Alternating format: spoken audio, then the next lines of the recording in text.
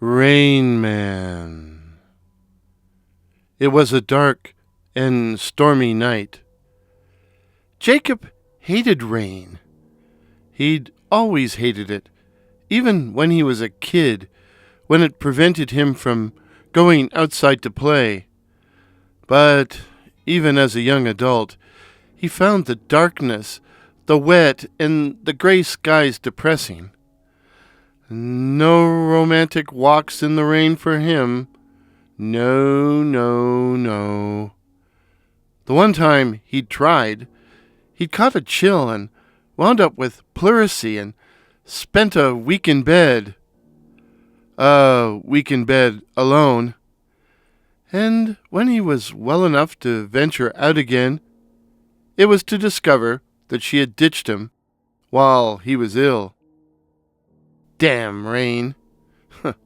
It might have been foolish to blame the rain for losing the girl, but Jacob did it anyway. But now that he was a homeowner, Jacob despised the rain even more, if that was possible. Yes, you needed rain to make the plants grow, but it made the weeds grow as well as the flowers. And rain had a way of invading or seeping into the house. It could leak through the roof or flood the basement. Yes, Jacob had a sump pump down cellar, but it only took a few drops of rain to make it run. And this year it was running all the time because it was raining all the damn time. Jacob would have preferred bloody snow.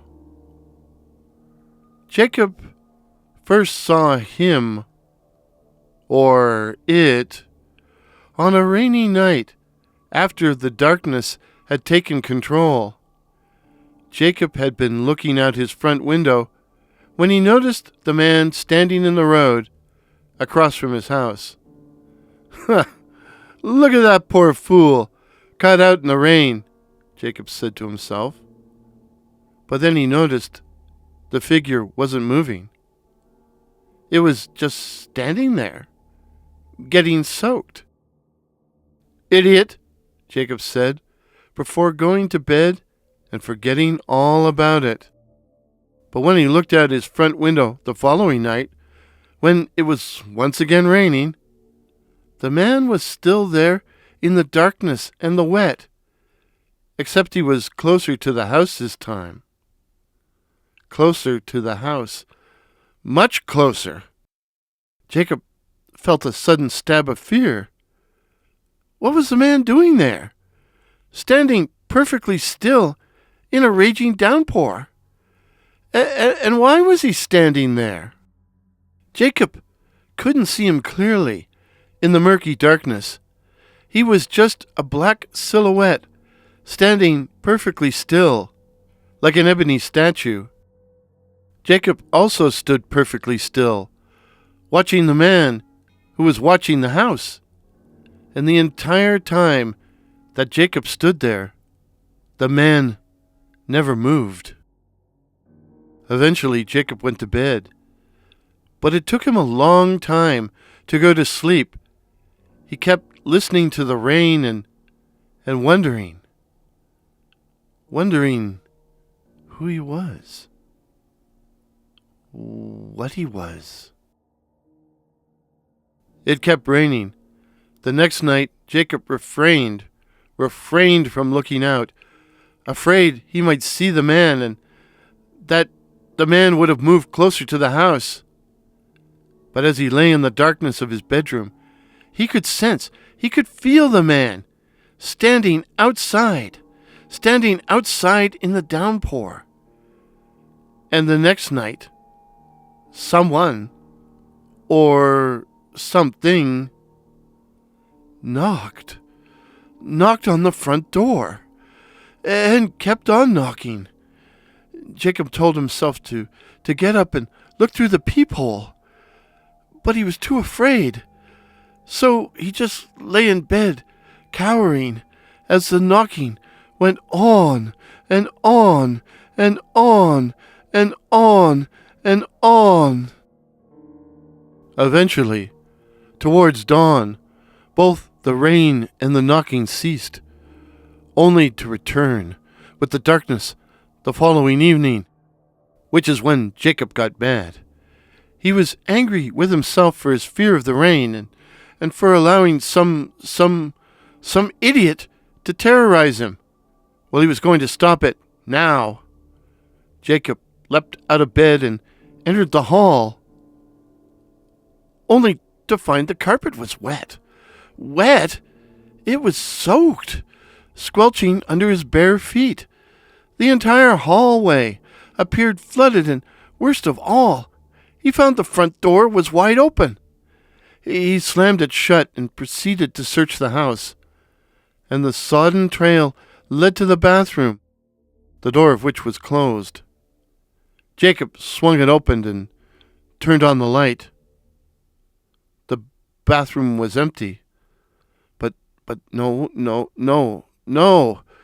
There was a dark shadow visible behind the opaque shower curtain, and Jacob could hear it dripping water into the tub. "Who's there?" Jacob yelled, and as he yelled, he pulled back the shower curtain.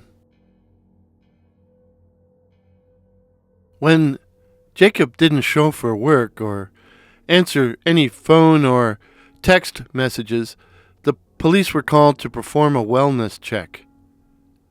They found him in the bathtub, stone dead. But even though the tub, Jacob's corpse, and the clothing he was wearing were completely dry, the autopsy showed his cause of death was drowning. Of course, it rained the day of the funeral, so there weren't many there. In fact, Travis, Jacob's best friend, counted only 13. 13. For there was a dark figure, hard to see in the downpour, standing at the periphery of the group of mourners. But towards the end of the service, when the rain finally stopped, and the sun actually appeared, Travis noticed the mysterious figure had vanished. His identity unknown. A question, dear listeners.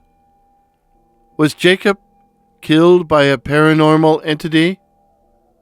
Or by just some drip?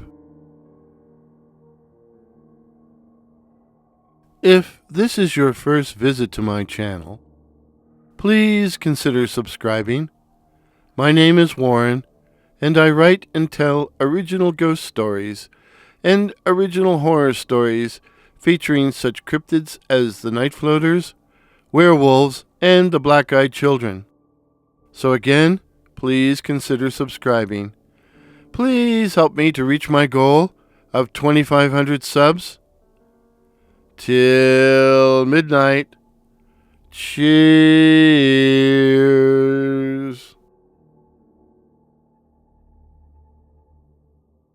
Pictures used in today's video, courtesy of Pixhere, that's PX here, while the music was Aftermath.